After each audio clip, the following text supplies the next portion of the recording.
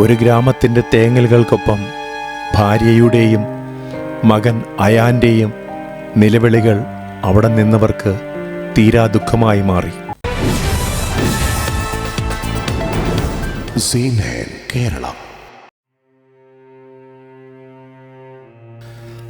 തീരാവേദനയായി കേരളത്തിൻ്റെ ഓമനപുത്രനായി അർജുൻ. ജീവനോടെ തിരിച്ചു കിട്ടുമെന്ന 72 ദിവസത്തെ കാത്തിരിപ്പിനൊടുവിൽ അവൻ കണ്ണാടിക്കൽ ഗ്രാമത്തിലേക്ക് അവസാനമായി എത്തുന്നു. കർണാടകയിലെ ഷിരൂരിൽ ഗംഗാവലി പുഴയിലേക്ക് മണ്ണിടിഞ്ഞു വീണ് ലോറിയോടൊപ്പം കാണാതായി 72-ാം ദിവസം പുഴയിൽ നിന്ന് വീണ്ടെടുത്ത അർജുൻ്റെ മൃതദേഹം കാണാൻ ആയിരക്കണക്കിന് ആളുകളാണ് കണ്ണാടിക്കൽ എത്തിയിരിക്കുന്നത്. അർജുൻ്റെ ചേതനയറ്റ ശരീരം കണ്ണാടിക്കൽ ഗ്രാമം വികാരനിർഭരമായ രംഗങ്ങൾക്ക് സാക്ഷ്യം വഹിച്ച് ഏറ്റുവാങ്ങി. കണ്ണാടിക്കൽ ജംഗ്ഷനിൽ നിന്നും അദ്ദേഹത്തിൻ്റെ വീട്ടിലേക്ക് ആംബുലൻസ് പിന്തുടർന്ന് ആയിരക്കണക്കിന് ആളുകൾ. വൻ ജനക്കൂട്ടത്തെ നിയന്ത്രിക്കാൻ പോലീസ് പാടുപെടുന്നത് കാണാമായിരുന്നു. വളരെ ചെറിയ സ്ഥലത്താണ് വീട് സ്ഥിതി ചെയ്യുന്നത്.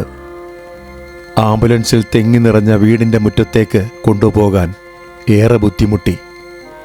രാവിലെ 9 മണിയോടെ ആംബുലൻസ് വീട്ടിലെത്തിയെങ്കിലും 20 മിനിറ്റിന് ശേഷമാണ് മൃതദേഹം വീട്ടിലെത്തിച്ചത്. കേരളത്തിൻ്റെ വിവിധ ഭാഗങ്ങളിൽ നിന്നുള്ള രക്ഷാപ്രവർത്തകരും സന്നദ്ധ പ്രവർത്തകരും സേവ് അർജുൻ ആക്ഷൻ കമ്മിറ്റി അംഗങ്ങളും നേരത്തെ എത്തിയിരുന്നു. പ്രായമായവരും കുട്ടികളുമടക്കം 3000-ഓളം പേർ സങ്കടം അടക്കുന്നത് കാണാമായിരുന്നു. ആയിരങ്ങൾ കണ്ണാടിക്കൽ ഗ്രാമത്തിലേക്ക് ഒഴുകിയെത്തിയപ്പോൾ അർജുൻ്റെ വീട്ടിൽ നിന്ന് ഏകദേശം 1 കിലോമീറ്ററോളം നീളമുള്ള ക്യൂ കാണപ്പെട്ടു. ഷിരൂരിൽ നിന്നുള്ള ട്രക്ക് ഡ്രൈവർമാർ ഉൾപ്പെടെയുള്ള മലയാളികളല്ലാത്തവരും ആദരാഞ്ജലി അർപ്പിക്കാൻ എത്തിയിരുന്നു. ഇവിടെ കൂടിയിരിക്കുന്ന ഭൂരിഭാഗം ആളുകൾക്കും മാധ്യമങ്ങളുടെ മാത്രം പരിചിതമായ മുഖമാണ് അർജുൻ. അവർ ഒരിക്കലും അദ്ദേഹത്തെ അല്ലെങ്കിൽ വ്യക്തിപരമായി അറിയുന്നില്ല. എന്നിരുന്നാലും അവൻ അവരുടെ കുടുംബാംഗങ്ങളിൽ ഒരാളാണെന്ന് അവർ കരുതുന്നു.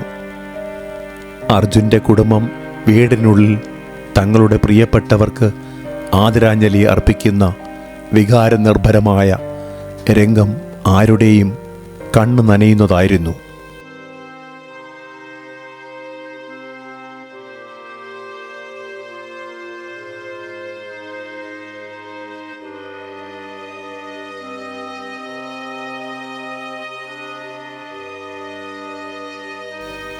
ജൂൺ 16-ന് ഷിരൂരിലുണ്ടായ മണ്ണിടിച്ചിലാണ് അർജുനെ കാണാതായത്. ബുധനാഴ്ചയാണ് ഗംഗാവലി നദിയിൽ നിന്ന് ശരീരഭാഗങ്ങൾ കണ്ടെടുത്തത്. 2.5 മാസത്തെ കാത്തിരിപ്പിന് ശേഷം അർജുൻ്റെ മൃതദേഹം വീട്ടുവളപ്പിലെത്തിയപ്പോൾ കണ്ണീരോടെ ഒരു ഗ്രാമം വിതുമ്പുന്നത് കാണാമായിരുന്നു. രാവിലെ 11-ന് വീട്ടുവളപ്പിൽ സംസ്കാരം നടത്താൻ നിശ്ചയിച്ചിരുന്നുവെങ്കിലും നീണ്ട ക്യൂ ചടങ്ങുകൾ വൈകിപ്പിച്ചു. ഏതാണ്ട് 11:30-ഓടെ അന്ത്യകർമ്മങ്ങൾ ആരംഭിച്ചു. അർജുൻ്റെ ഭാര്യ കൃഷ്ണപ്രിയയും മകൻ അയാനും ഉൾപ്പെടെയുള്ള കുടുംബാംഗങ്ങളുടെ സാന്നിധ്യത്തിൽ സഹോദരൻ അഭിജിത്ത് ചിതയ്ക്ക് തീ കൊളുത്തി.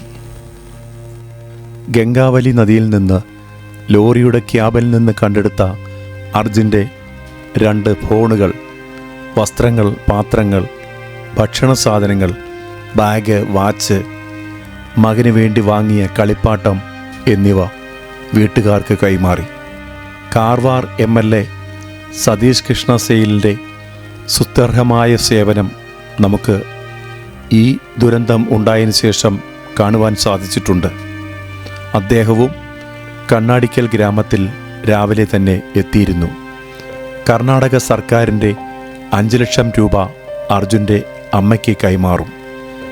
മണ്ണിടിച്ചിലിന് 72 ദിനങ്ങൾക്ക് ശേഷം സെപ്റ്റംബർ 25 നടത്തിയ തിരച്ചിലിനിടെ ട്രക്കിൻ്റെ ക്യാബിനുള്ളിൽ അദ്ദേഹത്തിൻ്റെ അവശിഷ്ടങ്ങൾ കണ്ടെത്തുകയായിരുന്നു. തുടർന്ന് നടത്തിയ DNA പരിശോധനയിൽ കണ്ടെടുത്ത ശരീരഭാഗങ്ങൾ അർജുൻ്റേതാണെന്ന് സ്ഥിരീകരിച്ചു. ഒരു ഗ്രാമത്തിൻ്റെ തേങ്ങലുകൾക്കൊപ്പം ഭാര്യയുടെയും മകൻ അയാൻ്റെയും നിലവിളികൾ അവിടെ നിന്നവർക്ക് തീരാ ദുഃഖമായി മാറി. തിരച്ചിലിന് ഡ്രഡ്ജർ ഉൾപ്പെടെയുള്ള ഉപകരണങ്ങൾ എത്തിക്കുന്നതിൽ മുൻകൈയെടുത്തത് സതീഷ് സെയിലാണ്. MLA ഫണ്ട് ഉൾപ്പെടെ ഉപയോഗിച്ചാണ് ഡ്രഡ്ജർ എത്തിച്ചത്. രാവും പകലും സതീഷ് സെയിൽ ഷിരൂരിലുണ്ടായിരുന്നു. സതീഷ് സെയിലിൻ്റെ പ്രവർത്തനം ഒന്നുകൊണ്ട് മാത്രമാണ് തിരച്ചിലുമായി മുന്നോട്ട് പോകാൻ സാധിച്ചത്. മലയാളികൾ സതീഷ് സെയിലിനോട് എന്നും കടപ്പെട്ടിരിക്കുന്നു. കേരള സർക്കാരിനു വേണ്ടി മന്ത്രി AK Saseendran, MP Shafi Parambil, MLA മാരായ തോട്ടത്തിൽ രവീന്ദ്രൻ, അഹമ്മദ് ദേവർകോവിൽ, KM സച്ചിൻ ദേവ്, ലിൻഡോ ജോസഫ്, മേയർ ബീന ഫിലിപ്പ്, മുസ്ലിം ലീഗ് സംസ്ഥാന അധ്യക്ഷൻ സാദിഖ് അലി ശിഹാബ് തങ്ങൾ എന്നിവരും അന്തിമോപചാരം അർപ്പിക്കാൻ എത്തിയവരിൽപ്പെടുന്നു.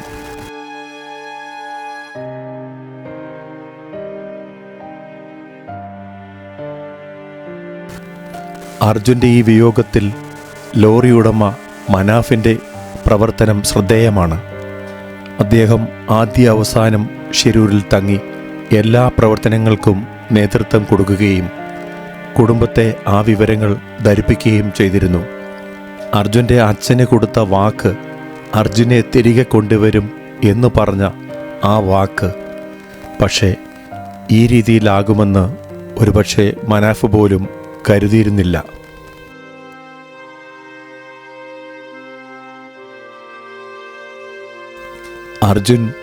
അർജുൻ്റെ കുടുംബത്തിൻ്റെയല്ല, കണ്ണാടിക്കൽ ഗ്രാമത്തിൻ്റെയല്ല, കർണാടകത്തിൻ്റെയും കേരളത്തിൻ്റെയും ഓമന പുത്രനായി എന്നും മനസ്സിൽ കാണും.